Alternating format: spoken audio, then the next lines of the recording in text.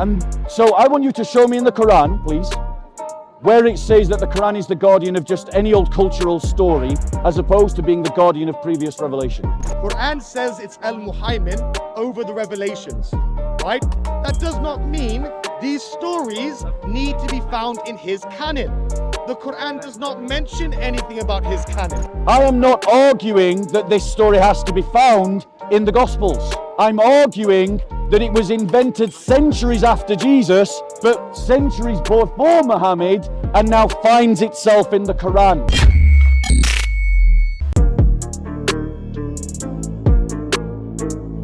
Right, you all enjoying Christmas? Of course. Full of Christmas cheer and joy, right? Yes. Did you message me about something? I don't believe so. All right, it might be someone else then. I might be mixing you up with someone. Yes. Okay, guys, I mean, I was actually going to look for some Muslims to ask some questions to, so I might as well ask you guys questions. These are Christians. I apologize. I associated you with your company. Yeah. No, they were having a conversation with me earlier. So, Okay. Yeah, So let me ask you this question. Let's try and have an intelligent conversation, Obi. Peace be with you. Let's try and have an intelligent conversation. we can try. Right. The story of the 7 sleepers. Where's that from? The 7 sleepers? Yeah. Excuse me, sorry. No, don't let him interrupt. Sorry, We're having a conversation. this guy. He's not a Muslim. I've He's an apostate. He's a coward. He's an apostate. He left I Islam. know about him. Yeah. No, he's a. No, are you Muslim? Luca's just wanting attention. Luca's just wanting attention. I'm not trying to be rude. Lucas bro. just I'm not wanted trying to be rude, attention. but this I know. guy, He's he can't talk emotionally to me. mature, he just This wants guy, attention. this guy's scared. The thing is, I've seen this saga before, by the way. I know, right? I know, I've seen this right? saga a few Right. times. Yeah. Lost what 3 times? No, he hasn't. Go on, Obi. So my question to you is, the story of the 7 sleepers, where's that from? You're asking me where do we get that story from? Where do you get that As a story? Muslim? Yeah. From the Quran. Okay. And Right. Hadith literature as well. Right. Where the story of the Queen of Sheba visiting Solomon, where do you get that from?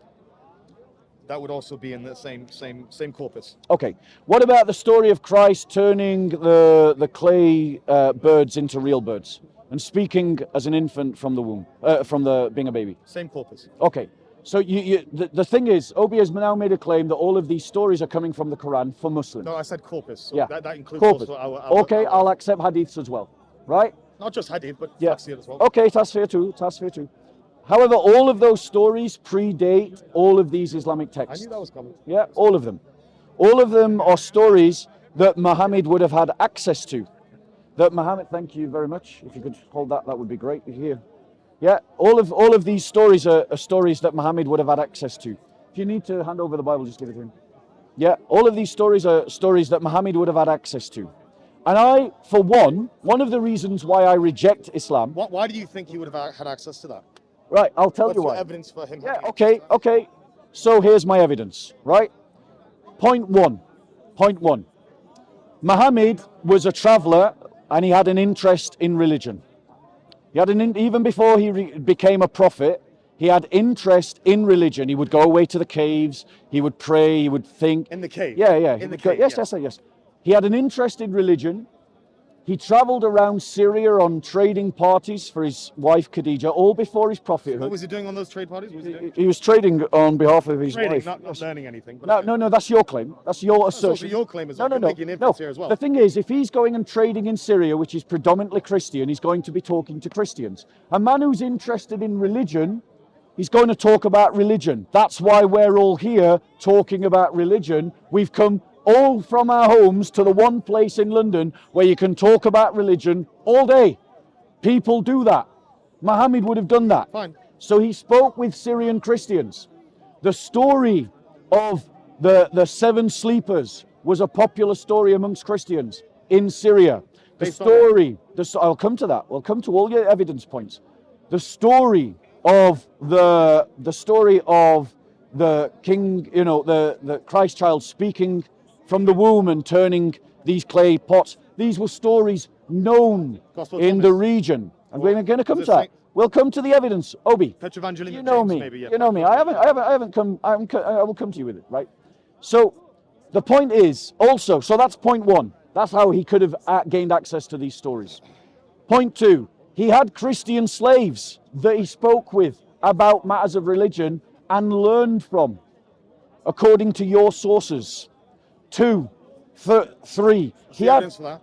I'm going to come to all the evidence. I hope so. We'll come to all the evidence. 3. Muhammad and the first Muslims lived in Medina amongst Jews. Medina, and he traveled as well, and would have traded with Jews. And those stories that we find in the Quran would have been popularized amongst Jews and were popularized amongst Jews. All of these stories are centuries before Muhammad. Which stories were popularized by the Jews? Which stories are you referring to? Of the ones you provided? I've given examples. Okay, but you didn't say which one would be popular. Okay. You've just given me popularized. 3 about Jesus, and Jews don't believe in Jesus. Or care No. I also talked about Solomon and Queen Sheba. That's right. You did. Yeah, you did. Thank you very much. Now, how do you popularize? Something's dropped. Okay. Still got the important stuff. So. Yeah. How do you popularize something back in the 7th century? Or before the 7th century? You don't have internet, you don't have video cameras, you don't have anything, right? You don't have anything that we use at this moment in time, right? All that you've got, the way you popularize something is you write about it. You write a book about it. And every one of these stories was written about before Muhammad's time. Every one of these stories is incorporated into the Quran. And the Quran states to Muhammad, he states, on multiple occasions, the accusation coming back against Muhammad is the idea that we've heard these stories before. These are the stories of the ancients. What stories are they talking about? That's my question to you. What stories, when these Arab pagan critics of Muhammad are saying, we've heard these stories before, what stories are they referring to? Could be many different stories. Could be many different Aside stories. From the ones you've already provided, there could be many. Yes. So it seems. Would you agree with me that it seems fair and logical that if the Quran makes a statement, that you should affirm it, right? So let's. Are you asking me or? Let's just be clear. We'll go through. We'll do this systematically, point by point. You've spoken a lot, Bob. To be honest with you. Well, I invited you to speak. You did. I asked you a question. Yeah, you did. Okay, so how would you like to? to? So fair enough. How would you like to reply to my initial statement? Well, I don't want there to be a massive monologue where I try and get 20 seconds in and you interrupt me constantly. Well, you didn't interrupt me, so I have no reason to interrupt you. Well, so I'm glad we established that then. Yeah. So you want to provide your evidence first? Okay. Let's go through. So these are the sources that Muhammad borrowed from. The stories that Muhammad would have gained access to. So, in terms of Surah 532, do you know what that's about? Surah 532, enlighten me. Okay. Sounds like so, Surah Najm. What? Go on. What's it say? I said right. The chapter. I don't know that. Okay, I'll go to that then. Yep. They want.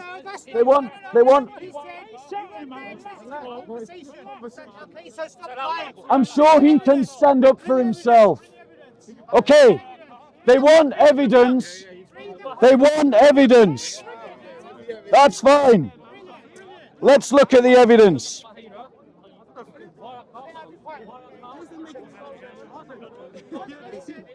I know what he's talking about. I really don't know how he's talking.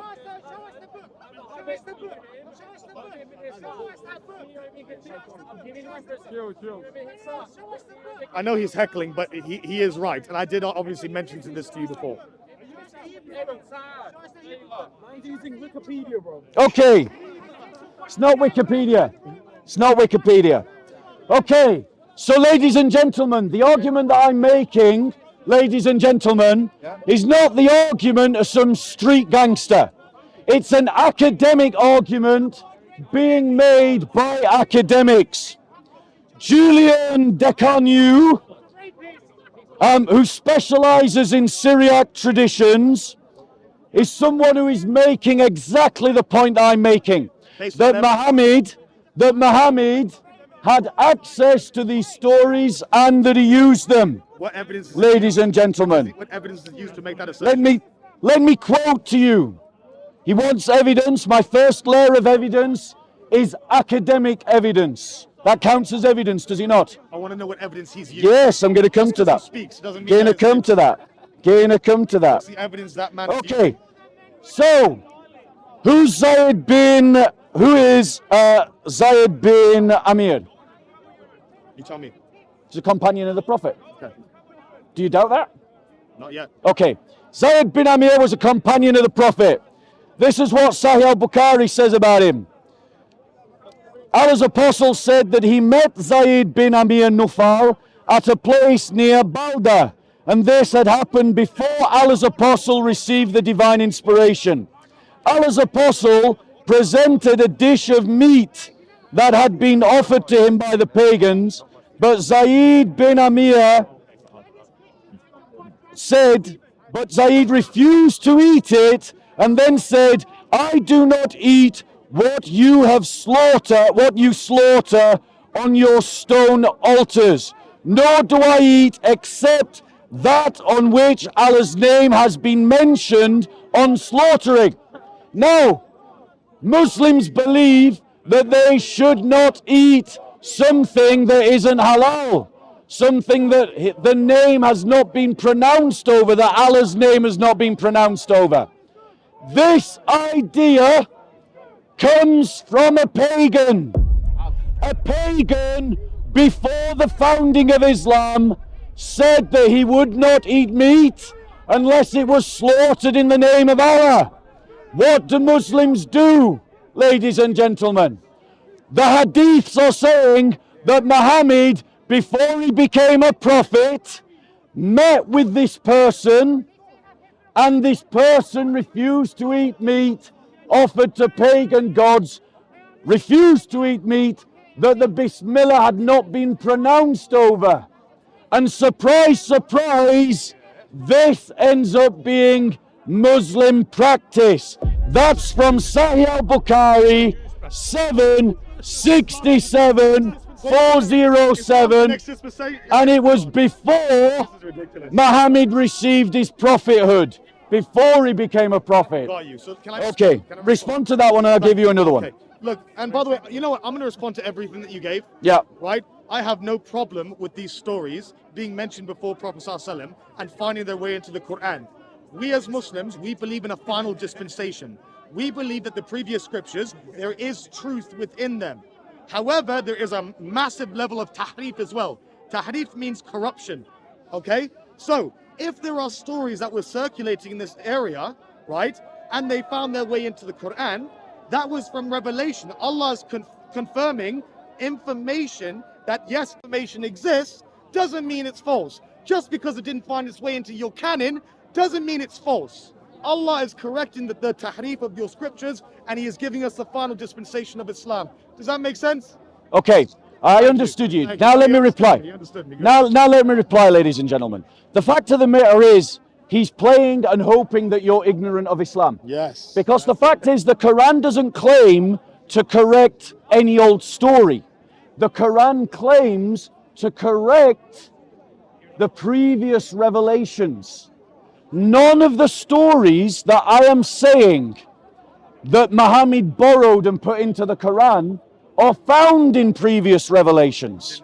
They are all dated. They are all. Are you going to interrupt me? Are we going to do that? We're going to do that silly game, Obi, where you do your pride thing, and you try to be gangster. And then we try that. I remember you trying to be gangster and trying to be intimidating, and I remember it flopping. And I remember it flopping terribly. So let's not do that game again. If you interrupt me less, I don't have to talk as much. But every time you interrupt me, I have to remind you about basic manners before I could go on to do the talk. So now, ladies and gentlemen, I'll try to go back to the point that I made. His argument that he thinks answers everything that I've said is not based on Islamic teaching. The Quran does not state that it is a guardian over anybody's stories. The Quran states that it is a guardian over the previous scriptures. The previous scriptures, ladies and gentlemen, don't contain the stories that I'm referring to. Furthermore, all the stories that I'm referring to they emerge after the time of Jesus. They're all centuries after Jesus, which means that they're centuries after the last prophet before Muhammad, which means that they were made up by just any old human being centuries after the last prophet before Muhammad. So his argument is not an Islamic argument. I challenge him to show me the verse in the Quran where it says that the Quran is the guardian of any old story, as opposed to being the guardian over previous revelations. I want to be clear. He might say, well, the previous revelations were corrupt and that's why they don't have those stories in them. But that ignores the point that these stories that I'm referring to come centuries after Jesus.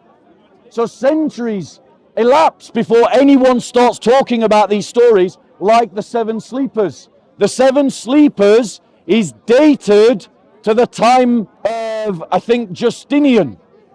The Byzantine Empire, the Justinian Empire. That's centuries after Jesus. It's not even a biblical story, and it can't be found before, nor can it actually have ever been before the time of Justinian. And so I want you to show me in the Quran, please, where it says that the Quran is the guardian of just any old cultural story, as opposed to being the guardian of previous revelation. Okay. So, first of all, in the Quran is mentioned as Al-Muhaymin. What does Al-Muhaymin mean, Bob? Your Arabic is fantastic, I'm sure. What's Al-Muhaymin? I wouldn't hesitate to guess. Of course not. Al-Muhaymin means an overseer. Of? Overseer of revelation. Now, Bob, there you go, revelation. Okay, it's interrupting me. Oh wait, is that wrong? Is it wrong now? Bro, just let him speak. Is it wrong now? Okay, you done? We've done 1 for 1. You're going to interrupt me again? Oh, 1-1, okay. Okay. So, when it comes to, and Bob's making a terrible, terrible mistake here. Bob believes that the revelation, and this is what all Christians mess up. He believes that the revelation is the Gospels, the 4 Gospels and Revelations, and everything that has no manuscript evidence for, that comes much, much later. He believes those are the revelations that are mentioned in the Quran. The New Testament and the Old Testament, right, are not the revelations mentioned. It is the Injil, the Zabur, and the Tawrat, okay? Now, I mentioned earlier, and this is why I'm going to get frustrated, because I'm going to say the same question, the same arguments over and over. Quran says it's Al-Muhaymin over the revelations, right? That does not mean these stories need to be found in his canon. The Quran does not mention anything about his canon. It mentions revelation, and it gives the name of the revelation. That does not necessarily mean those are his books. We know that his New Testament is corrupt.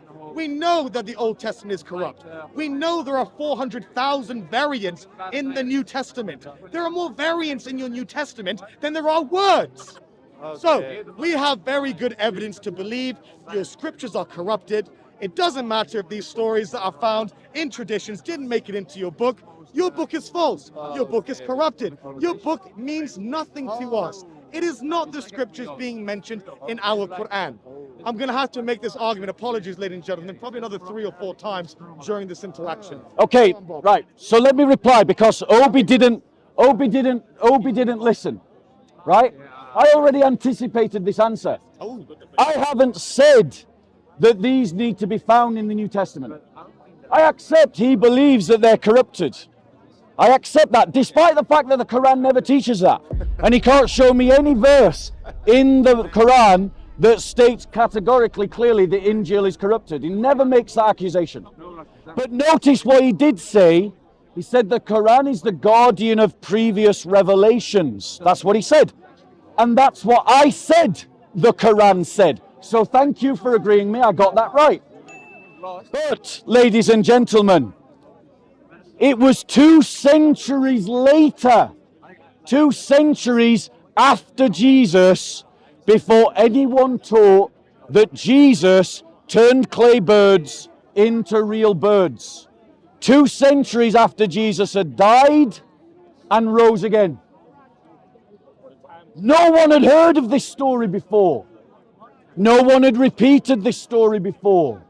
It is something Gabriel Reynolds, an academic, because I'm mentioning academics to point out to you that this isn't just some argument from some guy in Speaker's Corner.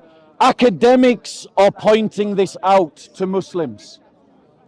Gabriel Reynolds says this: the miracle of Jesus creating birds from clay and his bringing it to life with his breath is known from the apocryphal childhood of the Savior, a 2nd century, Anno Domini, that's 200 years after Jesus, a 2nd century, commonly and erroneously referred to as the infancy gospel of Thomas, which is what he called it. He called it the infancy gospel of Thomas. And that's an error. It's not called that. In the Christian context, the point is to have Jesus creating living beings in a way God creates.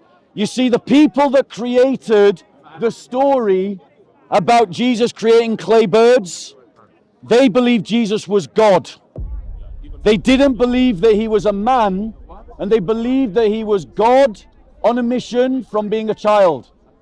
They were Gnostics. That's what academics call them. It's not a term that they would have known at the time, but it's what we call them today. And these Gnostics invented a gospel, a false gospel, that no one ever heard of, called the infancy gospel, the childhood of the Savior, in which they invented this story. So unless he's committed to the belief that 200 years after Jesus, there was another prophet that brought another revelation, there's no grounding to justify his belief that this was ever a story connected to Jesus Christ. Ever. I am not arguing that this story has to be found in the Gospels. I'm arguing that it was invented centuries after Jesus, but centuries before Muhammad, and now finds itself in the Quran. So you need to listen to the argument, because you haven't actually answered it. Anyway, so Bob has made another blunder here. He believes the Gospel of Thomas, and he believes this Gabriel person, right? Gabriel Reynolds is an academic. Gabriel Reynolds, right? He believes him. It seems to be infallible. I didn't say that. He believes whatever this individual has said cannot possibly be wrong. He is a historian working on conjecture. Historians work on conjecture all the time. There is no evidence that the Gospels, Mark, Matthew, Luke, and John, are more veracious than the Gospel of Thomas. Just because it fits with his narrative, he believes that these must be canon and that one must not be. We know nothing about the people who wrote the Gospel of Thomas. The only thing we know about the authors of the Gospel of Thomas is what has been recorded in the polemical works of the early church fathers, a biased account on people who we know they hated. So we have no idea what the true beliefs of the people who wrote maybe a redacted version of the Gospel of Thomas. We don't know. The Gospel of Thomas in itself is probably corrupted, just like his other Gospels. However, that doesn't necessarily mean that there isn't some element of truth in something being circulated at that time, right? It doesn't mean just because this Gabriel person puts the Gospel of Thomas in the, what is it, you said 3rd century AD? Second century. Okay, oh, sorry, even better for me. Just because he's put it in the 2nd century AD doesn't necessarily mean 100% that this story never existed at the time after Christ, or whatever you want to call him, Isa ibn Maryam, right? It doesn't mean that. It just means whatever stories that whoever canonized the Gospels wanted to put in there is what was put in there, right? They didn't like that story for whatever reason, decided not to include it. Look at the Gospel of Mark. They didn't even include the whole thing in there. The entire ending, we know, was completely omitted. It's not there. The earliest manuscript ends with, and the women were scared, ran away, and said nothing to no one. We know your scriptures are corrupted. We know that there can be things that are omitted. We know that it doesn't necessarily need to be in your canon in order for it to be right, in order for the Quran to be muhaymin over it. These things, these stories circulated, they could have been part of the actual Injil that we believe in, right? And that's going to be obviously what the Quran is muhaymin over, right? Illuminating the falsehood, of which we have much here, okay? And obviously bringing to light what is truth, muhaymin, overseer, criteria over. The word is in the Quran. You can go ahead and look for it, Bob. I thought I gave you an Arabic lesson last time I was here. It seems you've taken nothing on board. Go on, Bob. Just going to wait for the batteries. Okay. Oh, what, you So install that? No, it was. So cool, man. No, it's on. It's caught. You were caught. I was caught. Yeah. So, ladies and gentlemen, let's just correct Obi on a couple of things. Please. Firstly, ladies and gentlemen, The church fathers from the 1st century and the early 2nd Sorry, Bob, century can we are time this? quoting. Can we time it? 2 minutes? No, after Fine, no after problem, this. no problem. Or quote. I don't want you to go on for 30 minutes till Judgment Day. Obi, stop interrupting. Okay. We'll time it afterwards, and we'll go backwards and forwards 3 minutes. How long did I take just Right. now? About what? Wait, 2, 3 minutes? Obi. A couple minutes. I'm still going to finish my point, bro. These interruption We things. might be here till, you know. Are you ready? Hunker down. Back to Birmingham, man. Man up. It's only cold. You'll survive. You've got a Yeah, hood, yeah. and you're wearing a ski mask. I am, yes. You'll be fine. Yeah. Right. So, anyway, the fact of the matter is, Obi plays to tropes that are common amongst Muslims that aren't based in much fact. The reality is, all 4 of the Gospels are known and quoted by the Church Fathers from the 1st and early 2nd century. Nobody is quoting or aware of the story of the infancy gospel, until the 2nd century, till into the 2nd century.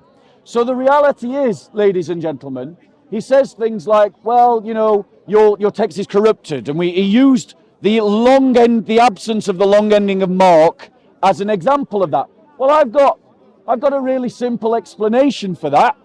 Papyri is a text that decays very easily.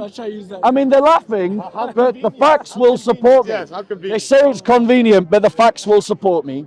And the thing is, they just don't like hearing facts that contradict their narrative. Now, notice he's not listening. So I'm going to talk to you. Notice he's not listening, so I'm going to talk to you. So, papyri corrupts very easily. And I think, personally, the ending of Mark was lost because the ending of Mark would obviously be at the end. And so that part of the story was lost. That's my personal view. Some academics have different opinions about it. It's a debate. But it's not a problem for Christians. And shall I tell you why it's not a problem for Christians? Because the church was founded before any of the Gospels were written. The Gospels did not need to be there for the church to exist. So it isn't a knockout blow to the Christian religion to go, oh, your text has got problems with it. Because the reality is, the church didn't need those texts to exist. It existed before those texts were written. So it's not the knockout blow Muslims think that it is. But ladies and gentlemen, right? The reality is the Quran's got textual variants. The Quran's got textual versions that Muslims centuries later said, oh, well, they all go back to Muhammad. But the reality is they can't prove it. There's no textual evidence to support it. Now, let me just give you an example of how Muhammad could have got these stories. So this is coming from The Life of Muhammad. Yeah. Written by Ibn Hisham. Yeah? This is what it says.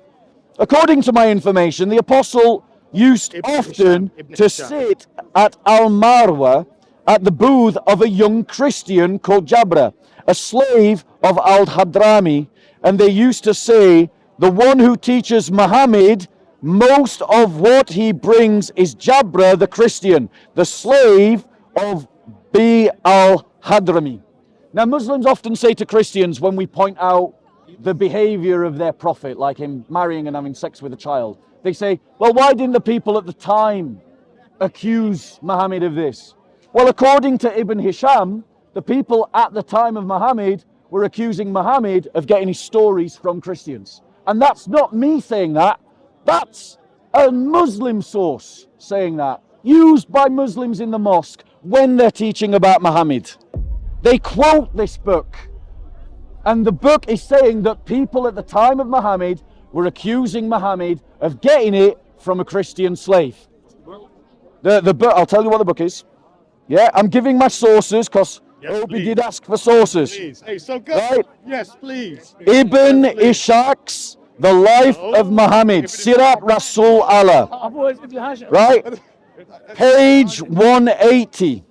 There you go. You've got my reference. So the fact of the matter is, Muslim sources are saying Muhammad was being accused of getting his sources from Christians. And Christians were aware of the stories that are now appearing in the Quran.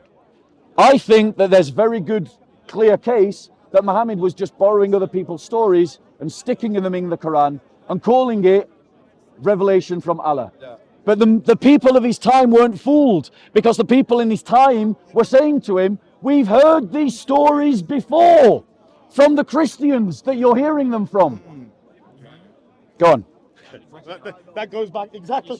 You should recognize Revelation then. No, goes back to the point that I've been making all night. But anyway, so there was the argument that he gave so much. I'm trying to remember all of it. He gave the argument about the mention that it wasn't mentioned by his early church fathers, the Gospel of Thomas.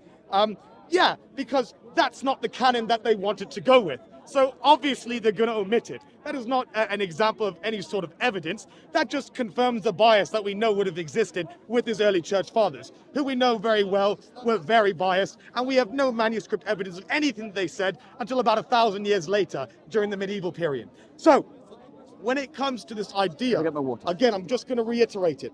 He's using the same sort of argument that he could have picked it up somewhere. Again, the same argument's going to apply here. Nothing changes, right? It doesn't necessarily need to be found in his canon in order for it to be revelation, right? Allah says that his Quran, his Kalam, it is muhaymin over everything, any revelation. Not found, doesn't necessarily need to be found in his scripture or what he believes to be canon today. He made a little dig at, Prophet ﷺ's marriage. Again, there is a difference of opinion as to the age of Aisha. And there's also countless examples of child marriage and child rape in the Old Testament, right? And so Bob needs to obviously defend the actions of his God. He believes that God in the Old Testament, right, it's the God of the New Testament. So if God of the Old Testament is giving commands to rape children, then he needs to make an argument for why the pre-incarnate Jesus was wrong in what he said, and why now the incarnate Jesus, who by the way is no better, because we know he impregnated his own mother when she was 10 years old, according to the Petrevangelium of James, right? And essentially, boys, to be honest with you, right, we know this is a fact. Why? Because Mary, who was consecrated to the temple, she was given to the temple. Why did she have to leave the temple? And why was she promised in marriage to Joseph? Because she was about to menstruate. You can't be in the temple when you're about to menstruate, right? You have to leave. And when did she get pregnant? As soon as she left. So she hadn't even attained puberty yet, right? So if you want to discuss child marriage, Bob, sorry, didn't want you to take a swing at me. If you want to talk about child marriage, you're going to have You're to... not gangster enough for me to take a swing at you. Yeah, I'm glad I'm not a gangster. You're not gangster enough. Fantastic. There he is, yeah. Only if people need it. Yeah, so if we look at your Old Testament, I'm almost done. If we look at the Old Testament, we see your God is very happy with the daughter of Jacob, Dinah, being not only by someone, graped, I don't want you to get demonetized, SOCO. I know you don't make too much, but you know what?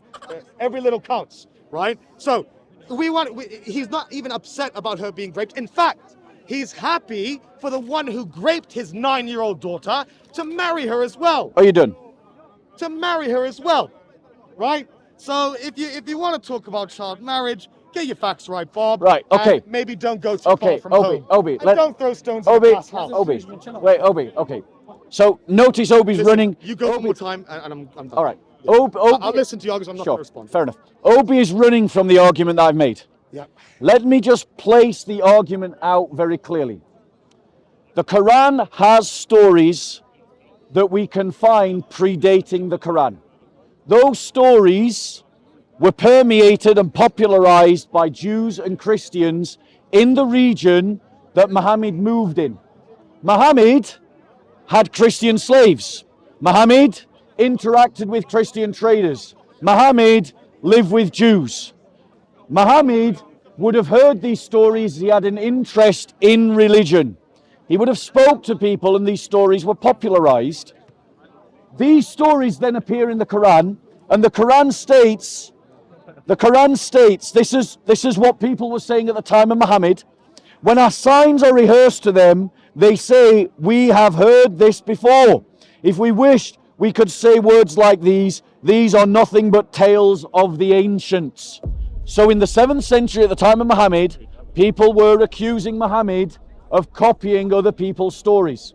We see other people's stories that we have evidence of where they come from, like the infancy of the Savior gospel, in the Quran. Like, for instance, I'll just rattle off some quick other examples. Like, for example, compare Surah 532 to Mishnah Sanhedrin 4:5. Compare Surah 531 to the Targum of Jonathan ben Uzziah.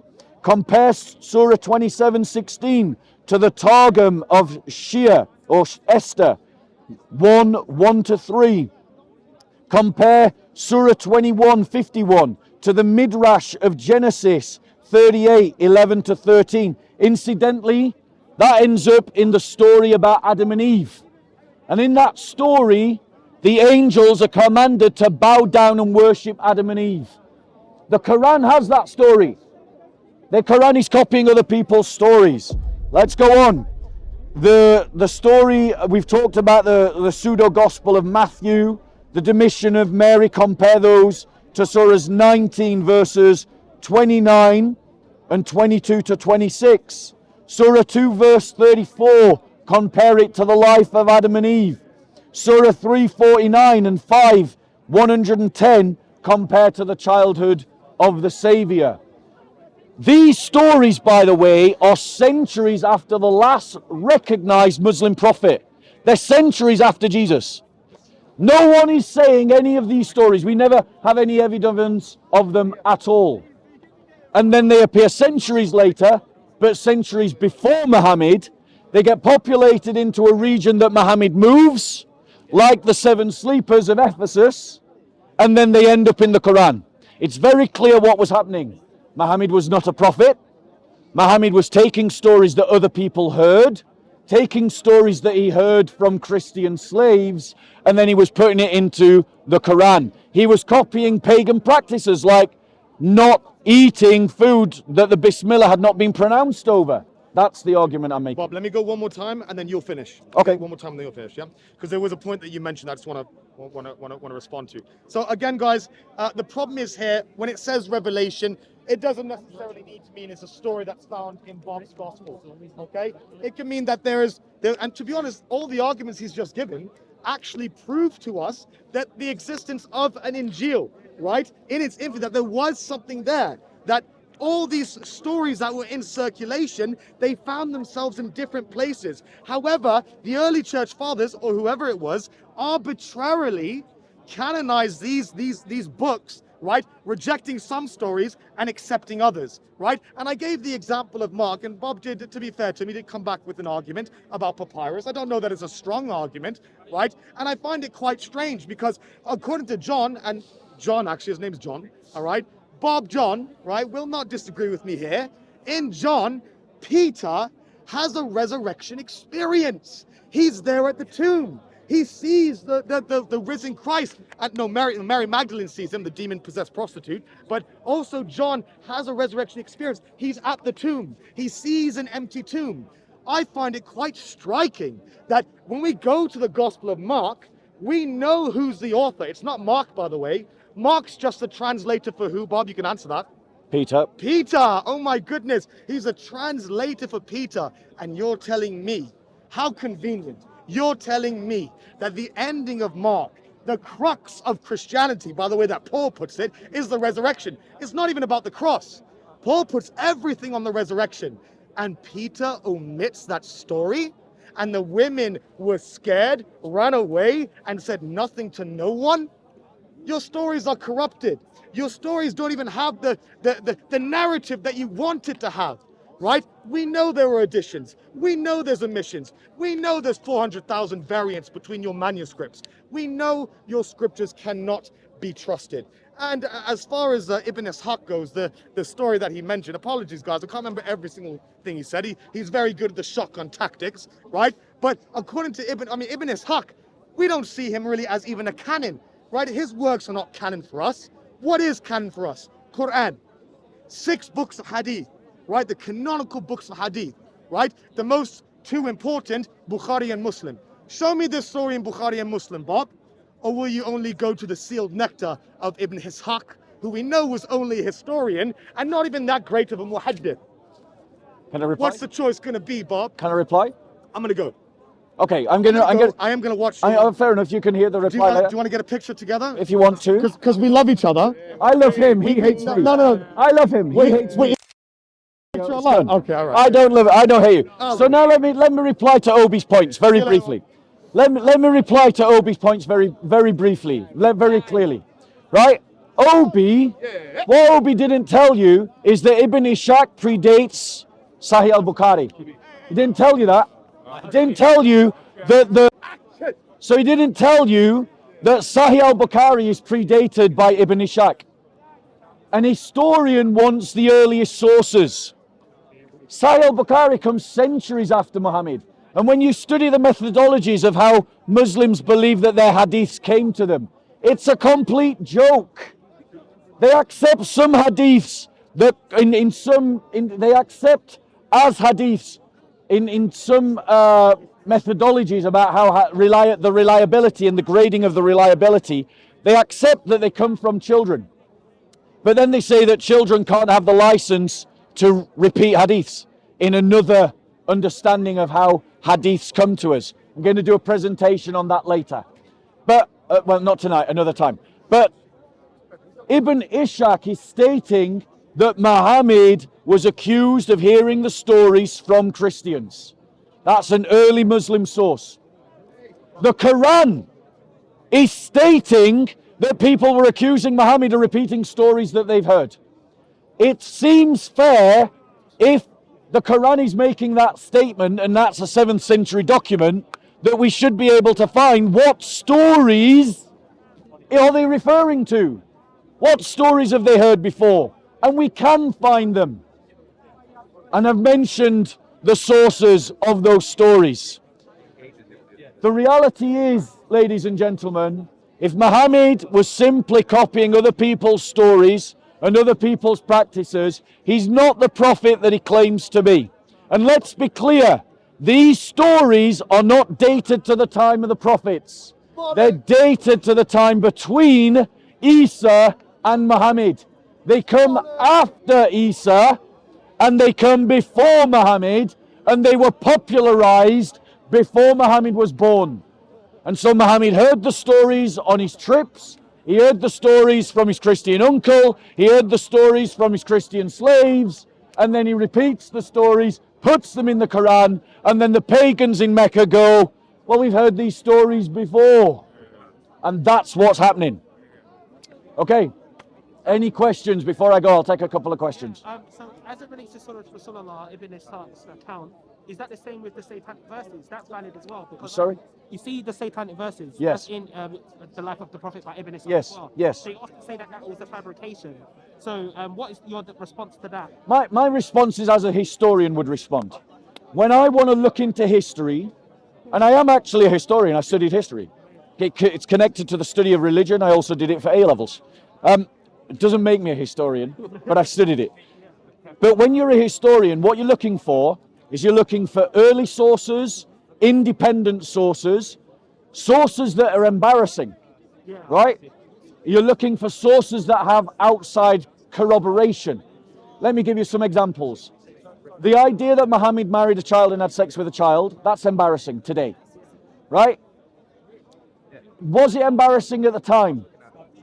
Probably not. Okay, but it's embarrassing today.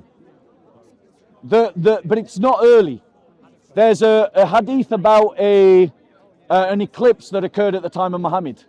Well, I've gone onto the NASA website to see if there was an eclipse at that time. And there was, so there was outside corroborating evidence to that event. You're looking for early sources, you're looking for independent sources, and you're looking for sources that might say things that are considered embarrassing. Okay? And so for instance, the fact that Muhammad had lots of wives, that would have been an embarrassing thing in a Christian context. So John of Damascus, he criticizes Muhammad for having lots of wives, because that would have been embarrassing in that context. It's a sign that he didn't lack he lacked self-control. So that's what you're looking for as a historian. And Ibn Ishaq has stories that he's got from other people. So he's collecting stories, so they're independent, and he's putting them into his biography. And in his biography, he's writing down things that Muslims now find embarrassing, like the satanic verses. And so because the satanic verses were embarrassing to Muslims at the time, because it kind of contradicted the idea that Muhammad was hearing from God, it's actually more likely to be a true story. Because why would people remember it? Why would people repeat it? Why would Muslims repeat it when it was an embarrassing story for Muhammad from a Muslim perspective? You see what I'm saying? So it's early and embarrassing, and it probably has come to Ibn Ishaq independently. Yeah, exactly. And Ibn Taymiyyah agreed with that as well. Ibn Taymiyyah also repeats the story as well, yes. So that means now you've got independent early sources repeating the same thing. Perfect. Thank you so much, Gordon. Yeah. That's amazing. Yeah. I'll take another question before I go. You got a question? All right. Okay. I got one question. Yeah. You can ask off camera and I can answer on camera. Is that all right? Or is it a private one? It's more private. Personal one? Yeah. All right. Okay. Okay, in that case, guys, I'm going to wrap up. Get a stop. So, God bless you all. If you want to walk with me, bro, we can walk. Anyone who wants to join me for a coffee, we're going to go and grab a coffee. My concluding words are that the evidence is clear. Muhammad was borrowing stories that he got from his surrounding culture and surrounding society, and we can trace the origins of those stories, and they're not connected to any prophets, so they're not connected to any revelation, because we know where they can be found. We know where they emerge from, and they're late, and they're from groups that even Muslims wouldn't recognize as reliable. Like the Gnostics. Muslims don't agree with the Gnostics, but yet they've got Gnostic stories in the Quran. Okay, guys, gonna head that way. If you want to come with me, you're more than welcome to do so. Grab me.